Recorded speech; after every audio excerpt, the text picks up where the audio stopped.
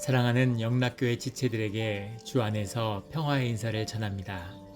오늘은 10월 13일 수요일입니다. 오늘의 묵상 본문은 예레미야 27장 1절로 22절까지의 말씀입니다. 오늘의 묵상 본문 27장 1절부터의 말씀은 이렇게 시작합니다. 유다의 왕 요시야의 아들 여호야김이 다스리기 시작할 때 여호와께서 말씀으로 예레미야에게 임하시니라. 여호야김이 다스리기 시작할 때라고 하는 표현이 나왔는데 27장이 3절부터 보면 유다의 왕 시드기야의 때 이야기와 아주 구체적인 사건을 다루고 있습니다. 그래서 1절에 나오는 여호야김이 다스리기 시작할 때라는 건 시드기야 왕의 이름을 잘못 쓴 것이다 라는 것이 일반적으로 받아들여지고 있어요. 보통 성경의 표현을 옥이라고 인정하고 받아들이는 경우는 아주 드뭅니다. 극히 드문데 그것을 받아들이는 예외적인 경우 중에 하나죠. 또 수리아본이나 마소라본 이런 성경에 오래된 판본들이 있는데 그 판본들에 시드기야라는 이름으로 쓰여져 있기 때문이죠. 그리고 3절부터 시드기야 왕을 보러 올라가는 이야기가 나오는 것으로 봐서 또 여호야김도 아니고 김일 리가 없죠. 여호야김, 여호야긴 그리고 마지막에 시드기야의 왕이 때가 되었으니까 다시 굉장히 앞으로 25장, 26장에서 점점 앞으로 갔던 시점이 다시 뒤의 시점으로 내려온 것이죠. 이 시드기야 왕 때의 사건으로 그렇게 시점이 옮겨져 와 있습니다. 3절에 보면 유다의 왕 시드기야를 보러 예루살렘에 온 사신들의 손에도 그것을 주어 에돔의 왕과 모압의 왕과 암몬 자손의 왕과 두로의 왕과 시돈의 왕에게 보내며 2절에 보면 주님께서 예레미야에게 뭐라고 말씀하시냐면 너는 줄과 멍에를 만들어 내 목에 걸고 줄과 멍에라는 건 소를 이를 부리기 위해서 소에게 씌우는 것이죠. 줄을 매달아서 멍에를 소 위에 올리기도 하고 또는 줄에 매달아서 목의 밑에 매달기도 하죠. 그래서 멍에에다가 줄을 매서 소를 이끄는 건데 예레미야에게 줄과 멍에를 매라 이렇게 매고서 예루살렘에 가는 거죠. 예루살렘에 갔을 때 여기에 에돔, 모압, 암몬, 두로, 시돈의 왕들의 사신들이 모두 예루살렘에 모여 있는 겁니다. 그들을 만나기 위해서 예레미야가 예루살렘에 간 것이죠. 갔을 뿐 아니라 그들에게도 이 멍에를 하나씩 이제 주라는 겁니다. 네, 실제 주진 않았겠죠. 그들에게 주어서 만군의 여호와 이스라엘 하나님께서 이와 같이 말씀하시니 너희는 너희 주에게 이같이 전하라. 그러면서 이거를 이제 그 신하들에게 주어라 이렇게 얘기했는데 실제 준 것이라기보다는 말씀으로 선포된 것이겠죠. 그런데 이 시기에 왜 예루살렘에 왔을까 하면 이 사신들이 모여있기 때문에 이 사신들이 모인 이유는 반 바벨론 동맹을 받기 위해서 이제 모여 있는 겁니다. 주전 597년에 예루살렘이 두 번째 포위당해서 왕이 붙들려가고 시드기야가 새로 왕이 된 다음에 그 뒤에 594년에서 3년 사이에 바벨론에서 내란이 일어나서 온 나라가 내란으로 들끓게 되죠. 그러니까 이 팔레스타인 지역에 있는 이 왕들이 모두 모여서 반 바벨론 동맹이라는 걸 맺게 됩니다. 바벨론에 맞서서 모두가 독립을 얻을 수 있는 때가 됐다. 그래서 반 바벨론 동맹을 맺게 되는데 그 반 바벨론 동맹의 모임을 예루살렘에서 갖는 거죠. 예루살렘에서 가졌다는 건 시드기야가 이 모임을 주도했을 뿐만 아니라 반 바벨론 동맹의 중심에 서 있다는 이야기입니다.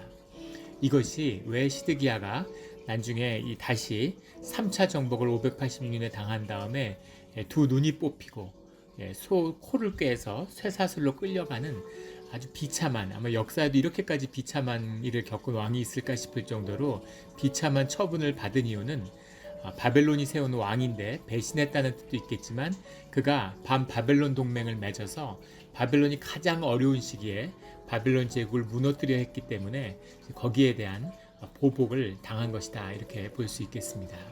그때 가서 이 모든 신하들에게 외치는 거죠. 5절에 나는 내 큰 능력과 나의 쳐든 팔로 땅과 지상에 있는 사람과 짐승들을 만들고 내가 보기에 옳은 사람에게 그것을 주었노라. 이 말씀의 뜻은 나의 쳐든 팔이라는 건 제로와 한투아라는 말인데 이 한투아라는 게 스트레치 아웃이죠. 팔을 펴는 것입니다. 팔이라고 하는 능력인데 주님이 팔을 뻗으셨다고 하는 것은 주님의 능력이 이 땅 가운데 나갔다, 이런 의미죠. 그래서 주님이 보기에 옳은 사람, 여기서 옳다는 건 야살이라는 말인데 합당한 사람이죠. 주님이 보기에 합당한 사람, 의롭다는 right이 아니라 합당한의 right이죠. 그 right person, 그 합당한, 주님이 보시기에 그 사람에게 그것을 계속 주었다는 겁니다. 세상의 권세를. 그 세상의 역사와 세상의 만물의 주인이 주님이시다. 주님이 역사의 주인이시다 라고 말씀하시는 거죠. 그리고 6절에 이제 내가 이 모든 땅을 내 종 바빌론의 왕 느부갓네살의 손에 주고 또 들 짐승들을 그에게 주어서 섬기게 하였나니, 세상을 섬기는 자로 느부갓네살을 내가 세웠다는 거죠. 내 종 바벨론의 왕 느부갓네살, 우리 어제 말씀에 종이라는 것을 나누었죠.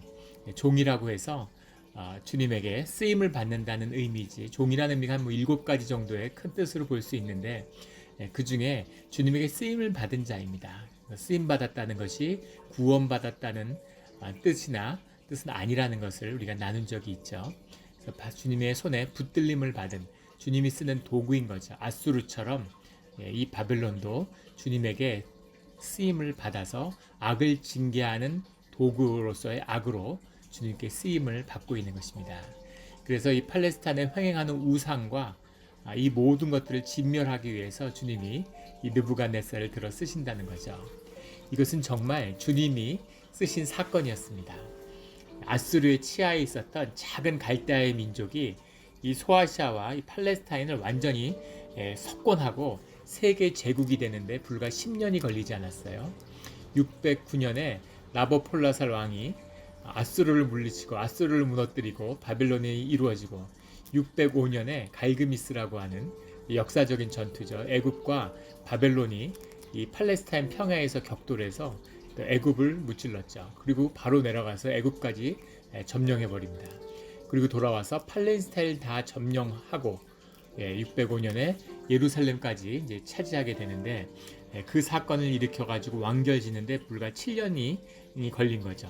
완전히 석권하는데, 이 내란까지 진압을 하고 세계 제국을 완성하는데 채 10년의 세월이 걸리지 않았습니다. 주님이 함께 하시지 않았다면 있을 수 없는 일이죠. 일개 유목 민족이 이런 세계 제국을 10년 만에 이룬다는 게 상상이 되십니까? 이 일을 성경은 분명히 예레미야 선지자를 통해서 이 모든 일은 하나님이 하신 일이다, 하나님이 바벨론을 들어 쓰시기 위해서 바벨론에게 힘을 더하고 계신다 라고 선포하고 있는 거죠. 그렇기 때문에 바벨론과 싸우는 것은 어리석고 무모한 짓이다 라는 것을 말씀하고 있는 거죠. 7절에 그 모든 나라가 그와 그의 아들 손자를 그 땅의 기한이 이르기까지 섬기리라. 또한 많은 나라들과 큰 왕들이 그 자신을 섬기리라. 그 땅의 기한이 이르기까지, 주님이 이사야 선지자를 통해서 아수르의 권한에 대한 분명한 그 기한과 한계를 정하신 것처럼 예레미야 선지자를 통해서 이 바벨론도 주님에게 쓰임받는 도구일 뿐이라는 겁니다. 그래서 그 주님이 성취하고자 하는 그 쓰임받는 기한이 있는 거죠. 그 기한까지만 이 통치가 있을 것이다, 이렇게 이야기하는 겁니다. 혹자는 여기 그의 아들과 손자를 이라고 얘기했는데, 아들에게는, 아들인 에윌 무로닥 왕한테는 왕위가 이어졌지만 손자에게는 이어지지 않았거든요. 그래서 이 말씀은 맞지 않은 것이 아니냐 이러는데, 아들과 손자라는 건 대에 걸쳐서 바벨론이 기한이 찰 때까지 통치된다라는 의미죠. 성경은 주님의 섭리와 역사하심을 선포하는 책이지 무슨 점서가 아닙니다. 그래서 미래의 일을 맞췄냐, 다 맞췄냐, 안 맞췄냐 아주 문자적으로 해석해서 자꾸 억지를 쓰는 사람들이 있어요. 그것은 맞지 않는 이야기입니다. 그 자자손손이 이루어지는데 그 대에 이은 하나님의 기한이 있다는 거죠. 정말 신기한 것은 느부갓네살 왕 때 확 타올랐는데, 느부갓네살이 왕이 죽은 다음에는 혼란, 한 20여 년의 혼란 이후에 제국이 또 거짓말처럼 페르시아 왕국에게, 메대에게 무너지고 말죠. 이 느부갓네살의 아들이었던 에윌 무로닥이 왕이 됐는데, 왕이 된 게 562년입니다. 그러니까 느부갓네살은 거의 4, 50년 이상 40년, 50년에 걸친 거의 반세기간의 느부갓네살의 통치가 있었는데 그의 아들 에윌무로닥은 불과 통치 2년 만에 죽고 말죠. 그가 죽은 다음에 아들이 왕이 된 게 아니라 아들도 죽임을 당하고 그의 처남 느부갓네살의 사위였던 네르칼라레셀이라고도 하고 뭐 네리그라살이라고도 불리는 그 에윌무로닥의 처남이 왕이 되죠. 에윌무로닥이 제위 중에 쿠데타로 죽었다는 설도 있고 에윌무로닥이 전쟁 중에 사고로 죽은 다음에 그 아들이 죽임을 당하고 그의 처남인 네르갈라레셀이 왕이 됐다. 뭐 이런 그런 해석도 있습니다. 정확한 사실은 뭐 궁중 사건이고 정확히 기록된 게 아니기 때문에 알 수 없지만 에윌무로닥도 살해당했을 수 있겠죠. 그 아들이 죽은 것으로 봐서. 그 네르갈라레셀이 왕이 됐지만 그도 4년밖에 통치를 못합니다. 그 네르갈라레셀이 전쟁터에 나가서 사망하게 되는데 그의 아들인 라보로스 알코드가 그 다음 왕이 되죠. 그 라보로스 알코드가 왕이 됐는데 이제 지적 장애우였다고 해요. 역사의 기록에 보면. 그래서 1년 만에 왕위에서 또다시 쿠데타가 나서 쫓겨나는데 느부갓네살의 또 다른 사위 그 네르갈라레셀 왕의 이 동서지간이었던 라보로스 알코드의 그 뭔가 이모부죠. 나보니두스 왕이 이제 왕이 됩니다. 나보니두스가 왕이 됐는데 나보니두스가 왕이 된 다음에 그 갈라레셀의 딸하고 결혼을 해요. 그러니까 자기의 처조카죠. 처조카하고 결혼을 해서 그 사이에서 태어난 게 벨사살입니다. 벨사살이라는 이름은 다니엘서에 나오죠. 이 마지막 왕입니다. 나보니두스가 메대와 전쟁을 하기 위해서 출진했는데 그 사이에 이제 왕을 물려주고 가는 거죠. 그 시대에는 흔히 있던 일인데 성궁의 왕에서 메대가 이 바벨론을 포위했는데 그 상황에서 상황을 모르고 큰 파티를 열다가 이제 멸망한 것으로 역사에 기록되어 있죠. 다니엘서에도 역시 기록되어 있습니다. 그 마지막 왕이 이제 벨사살 왕이죠. 그렇게 한 20여 년간의 혼란으로 아주 짧게 타올랐던 그런 바벨론이 끝이 나게 되는 거죠. 그래서 주님이 분명하게 주님의 일을 성취한 다음에 그 쓰임을 받은 데서 그것이 끝나는 거죠. 이것이 이 바빌론의 영광의 시작과 끝입니다. 주님의 분명한 목적과 쓰임 받는 바가 있는 거죠. 바벨론을 위해서가 아니라 주님이 하시는 역사의 섭리를 이루기 위해서 들어 쓰시는 것 뿐이에요. 우리가 그런 역사적인 그 큰 섭리의 흐름들을 보게 되죠. 소련 같은 나라가 불타올랐다가 70년 만에 사라졌죠. 중국이 이렇게까지 나라가 커질지 몰랐죠. 지금 30년째 계속 번영하고 있는데 중국은 굉장히 내적 모순을 많이 가진 나라입니다. 내적인 문제가 폭발할 수밖에 없을 거라고 다 봤는데 그것들을 어떻게 잘 극복해 가면서 이런 뭐 민족의 위기, 무슨 식량의 문제, 뭐 여러 가지 위기들이 있었는데 그것을 잘 넘어가고 계속 번영을 가깝고 있죠. 지금도 전 세계 200개 국가 중에서 2020년에 유일하게 GDP가 플러스 성장을 할 수 있는 나라가 중국밖에 없다. 이런 얘기를 하고 미국의 많은 경제학자들이 자본주의를 구원할 수 있는 나라는 중국밖에 없다. 이런 이야기들을 요즘에 해요. 참 아이러니하죠. 그런데 주님의 섭리가 있는 것입니다. 주님이 쓰셨다고 해서 의롭다거나 선한 것이 아니라 주님의 선한 역사를 이루어가는 악한 도구로 쓰임 받는 것이죠. 그래서 주님의 섭리가 무엇인지, 주님이 이루어 가시는 뜻이 무엇인지를 보아야 되는 거죠. 성경에 하는 예언을 무슨 열불 달린 짐승이 뭐 예전에는 뭐 EU다, 뭐 소련이다, 뭐 이제 중국이다 그러는데 그것이 중국이 될 수도 있고 미국이 될 수 있습니다. 미국이 이스라엘이 될 수도 있고 바벨론이 될 수도 있는 것이죠. 이것은 주님의 말씀을 받고 주님과의 관계에 달려 있는 것이죠. 구속의 역사에 있는 것이지 이 무슨 말씀에 보이는 현상을 가지고 그것을 맞추려고 하는 그런 것은 아니라는 거죠. 분명한 것은 주님이 악을 쓰셔서 주님의 선한 역사를 이루어 가신다라는 겁니다. 그래서 이 바벨론의 때가 아직 남아있고 바벨론의 쓰임을 받는 그 쓰임이 아직 남아있기 때문에 그래서 바벨론에 지금 맞서는 것은 하나님의 섭리를 거스르는 것이다. 이렇게 예레미야가 선포하고 있는 것이죠. 8절에 여호와의 말씀이니라. 바벨론의 왕 느부갓네살을 섬기지 아니하며 그 목으로 바벨론의 왕의 멍에를 매지 아니하는 백성과 나라는 내가 그들이 멸망하기까지 칼과 기근과 전염병으로 그 민족을 벌하리라. 바벨론에게 맞서고 바벨론에게 의해서 주어지는 멍에를 매지 아니하는 자들을 주님이 그 멸망을 이룰 때까지 칼과 기근과 전염병으로 치겠다, 이렇게 말씀하시는 거죠. 주님, 바벨론에 칼에 당하는 것도 억울한데 기근과 전염병으로 안 그래도 힘든 이 도성을 치셔야 되겠습니까? 그리고 그 명예를 지우는 게 그렇게까지 우리를 벌하시면서까지 지워야 하시는 일입니까? 라는 게 원통함이 나올 수 있겠죠. 네, 주님 왜 이렇게까지 하십니까? 주님, 이렇게까지 바벨론을 도와주실 일이 뭐겠습니까? 이렇게 묻을 수 있지 않겠어요? 근데 이런 거죠. 주님이 왜 그러실까요? 예, 예루살렘과 이스라엘을 사랑하시기 때문에 그러시는 거죠. 집에 불이 났는데 이 불로 집을 다 태워야 되는 겁니다. 그래서 주님이 빨리 집을 버리고 달아나라고 얘기하시는 거죠. 그런데 집에서 불을 끄겠다고 막 소방 호수를 들고 뛰어다니는 거죠. 소화기를 들고 뛰어다니는데, 야, 그래봐야 소용없어, 빨리 나가 그러는데 불 끄다가 3도 화상, 전신에 3도 화상이 있고 이렇게 되는 겁니다. 이 재앙은 너희가 멈출 수 있는 게 아니라 이미 이루어진, 이미 정해진 하나님의 뜻이라는 거죠. 그래서 그 뜻을 이룰 때까지 끝나지 않는다. 괜히 거기에 맞서서 피해보지 말고, 그것에 맞서서 더 비참해지지 말고 주님이 이루려는 뜻을 빨리 이루도록 받아들여라, 이런 거죠.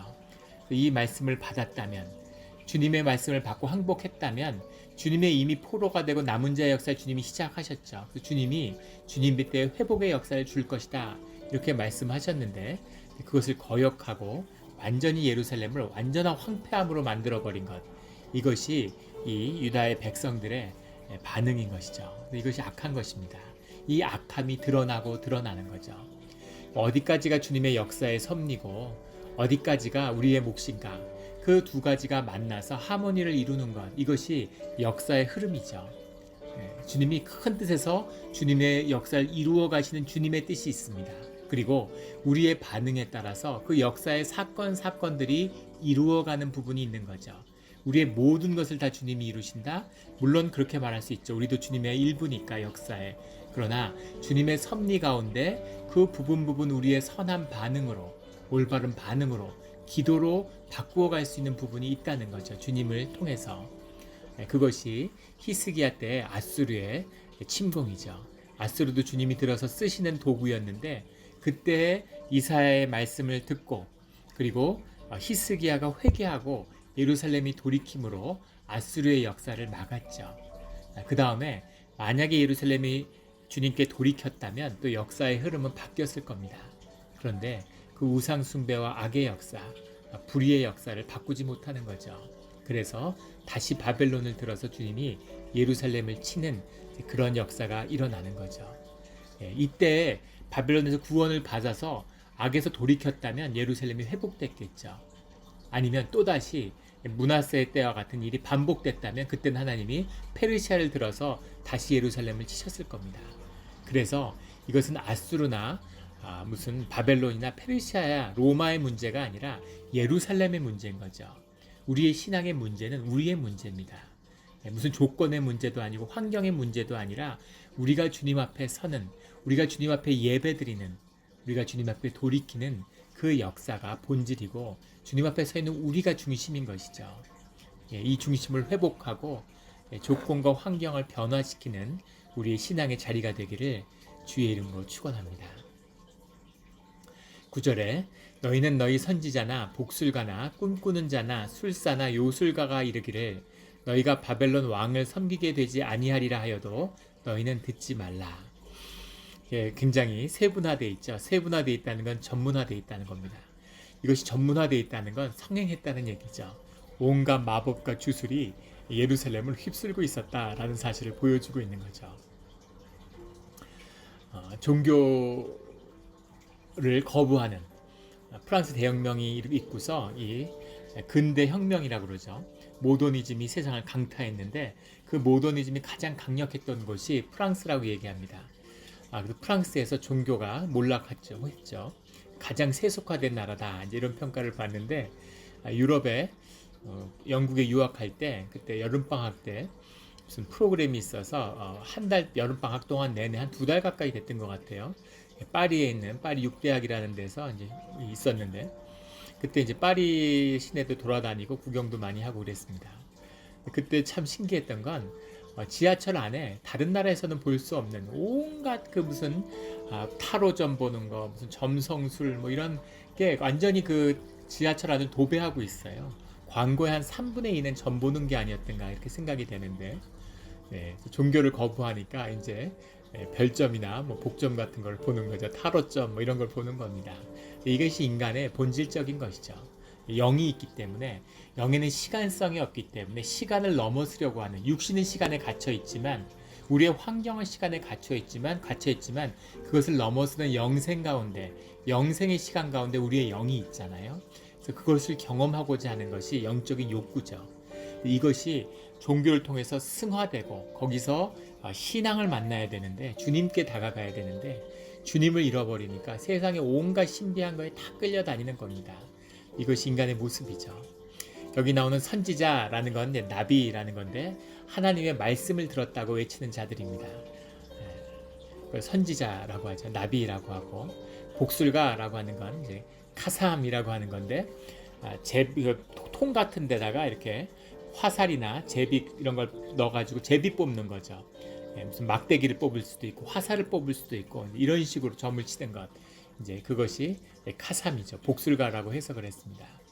꿈꾸는 자다라는 건데 이제 하롬이라는 건데 꿈을 꿔서 꿈을 풀이하는 게 아니고 꿈꾸는 자라고 번역을 했지만 사실은 기상을 보고 구름이 끼거나 날씨 같은 것을 보고 점치는 자들이었다고 그러죠.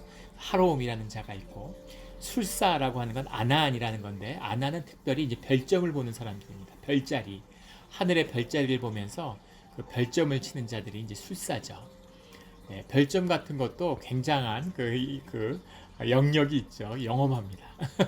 그런 거 보신 분 계신가요?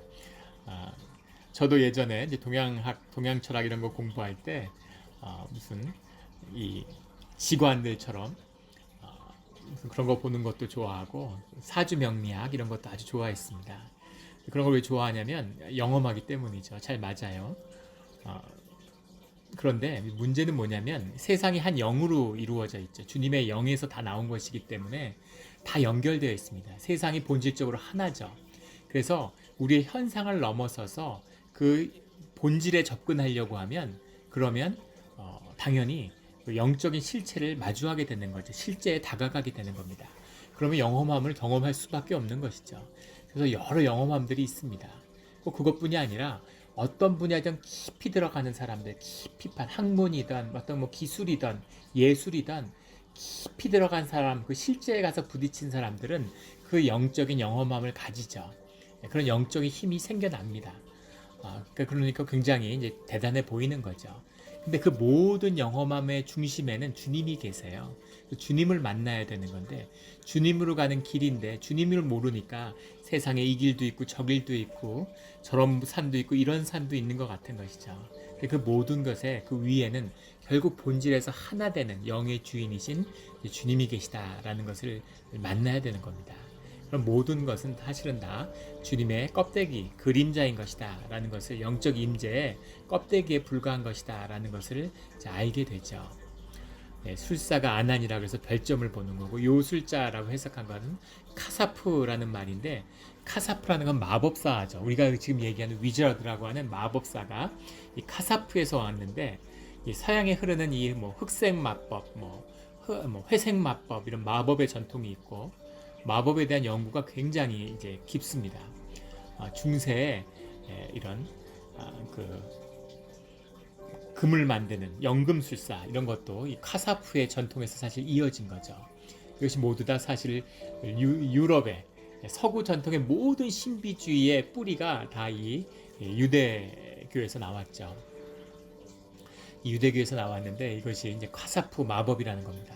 왜 그렇게 유다의 이런 신비가 막 이렇게 번성했을까요?